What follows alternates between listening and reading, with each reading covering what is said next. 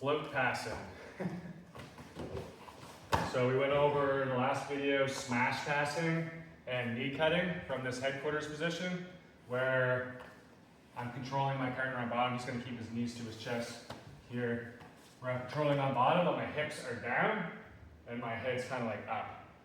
Now either I feel like I can't get an underhook, I can't knee cut, I can't smash pass. Maybe his knee is outwards this time. We're going to go into, or we go to this style passing when my partner's trying to elevate me and I wasn't able to stop it from here. So like when I say elevation, I mean he's going to use this hook that's under my butt here. He's going to pull me up over his head and then he starts pummeling to the inside position with his legs or freeing his leg from under my control, right? So either he's forcing it or I'm forcing it, but we're ending up in this floating style position here. So the first thing I'm going to do, I'm bringing all my weight over Mike here. So Mike can tell you right now that he's carrying like all my weight. Well, maybe not all my weight because my hands are on the mat too. But he's carrying a lot of my weight into his inside knee here. All right. So I want to be. It seems weird and he feels like you're off balance, but the more forward I am, the less he can do to my body with his legs. He might be able to use his hips to lift me, but like his legs are going to be less useful in this position. So the first pass we're going to do is, let's just have your head facing the camera here. The first pass we're going to do is we float pass and he's not being disciplined, or actually let's go this way so they can see your foot. So I start doing this floating style position and he's not being disciplined with this foot here. All right. What I'm going to do is I'm going to bring my outside shin.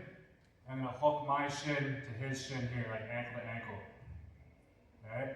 Now from here, I've essentially won the inside position back with my outside leg. Where now I have both inside position.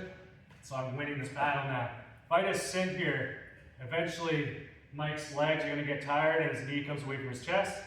But if I don't, I can still make this pass happen, where I'm just going to catapult my leg up, pull his leg out, and this leg goes across his waist to knee on belly. Here. So this is a top pummel. So over here, I float, I realize his foot's dangling out, I go over top.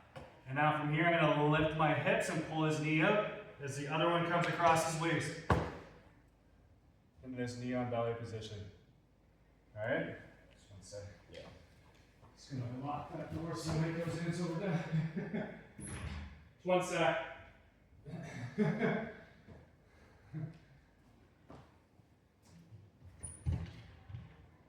One sec. We're still on one thing and then we got. We're still on one thing and then we got. All right? So that's the top pummel. If I can get an underhook in combination with this top pummel, when I pull his knee out, I can go straight into mount as well. If I can't get the underhook, then I go to knee on belly because I don't want him to have the ability to hip escape as I'm going into mount. The second pummel that we're going to use, this time he's elevating, he's hiding that foot in my butt really good, and he's like lifting with his bottom leg so that I can't access it. So like this foot's gonna be like hit, yeah. So now I can't go over top. I'm gonna turn and face the knee. I'm gonna bring my foot around the front. Now again, shin goes across, and the knee on belly because I don't have an underhook.